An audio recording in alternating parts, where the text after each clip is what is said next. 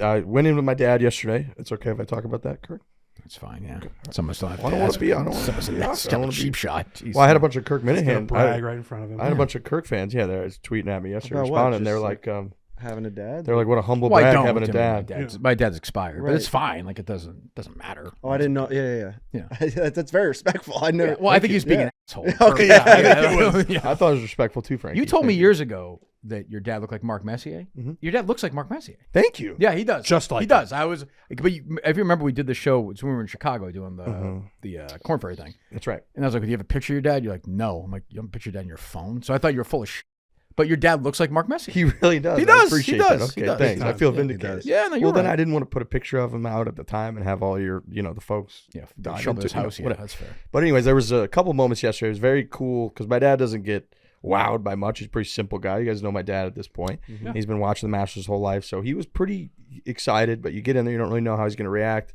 And the first thing that we saw, because we came in that South Gate as well, first part of the golf course that we actually saw was we came in that, we went down past kind of behind the 16 over by the 13th green, turned to the right, and he just looked at me and goes, holy shit, that's the famous one, is what he said. And we went down there, we stood there and just looked at 13. And of course, he like meandered his way over to one of the marshals wearing like the yellow hat. And he just told the marshal every shot that he's seen in history on 13. Nice. Just going through. He's like, oh, I got to tell you about the time this guy hit in the water there and there was a snake. Do you remember this one where I can't remember the name of these, but he's like, somebody saw a water moccasin in there, the player. I can't remember the player's name, but he's like, picked up the water moccasin with his club and he was going through everything, but chatting it up with the marshal. And then there was another moment later in the day because we kind of went over to Amen Corner. We did the whole thing. He was mesmerized. He kept going over to every single person he saw and being like, TV really doesn't do it justice. He's like saying that to everybody all day. But then later, we kind of went, we grabbed a beer, we had a little lunch, and then we walked over. We hadn't seen 16 yet. We were walking up to the left of 16 where they have that whole kind of stadium seating up there. Mm-hmm. And he looked over to the right and he could see behind 15 green and all of 16. And we were kind of making our way towards 6 green. And he just grabbed my arm and he stopped and he goes, just let me stand right here for a second. Yeah. And he just stood there for like 5 minutes and just wanted to just look at it. And just that kind of reaction is hard to explain. We told the story before about myself and Trent being there for the first time and going down Amen Corner and just standing there and not saying a word to each other for 10, 15 minutes, whatever it was. And seeing somebody, like that's, he's like I said, I've seen him in all kinds of environments. He's not impressed by that much. And just being that mesmerized by the whole place, smile on his face ear to ear is very, very like powerful how much of an impact Augusta, like you were saying, Frankie, he hasn't said a word about watching anybody hit a golf shot. No. It was just this hole, that hole, this fairway, that green, how it all moved together. You couldn't believe how close the tee boxes were to the greens.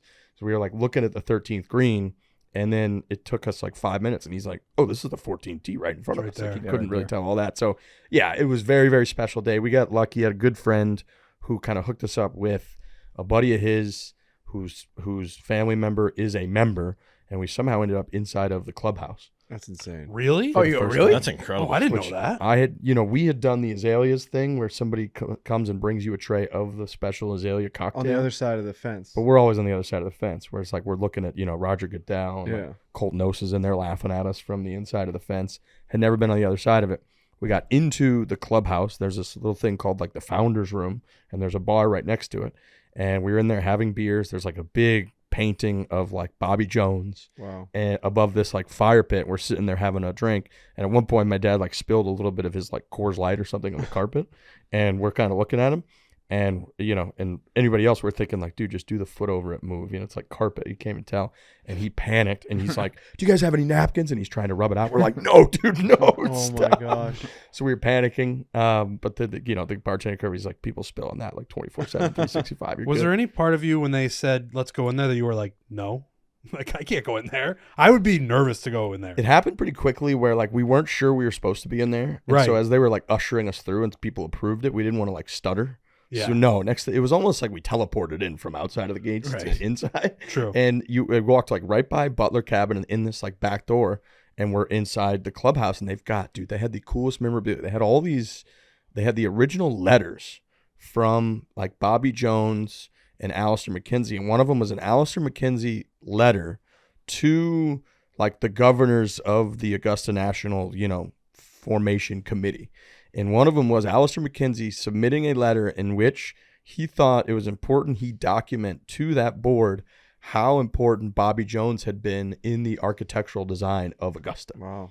And he had written, there was multiple stuff where he had like underlined, and it was cool because it was like 1931 or something is what it was from. And so you could tell he had written it on a typewriter, but he had made some mistakes. And so he had printed it out on a typewriter, but then with a pen, he had crossed out or added letters in there where he had made a mistake.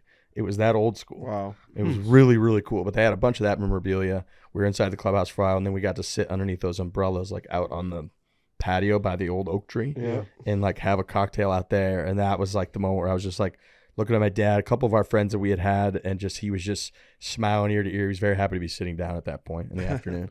And yeah, it was as cool a day as you could possibly have. It was very, very awesome out there.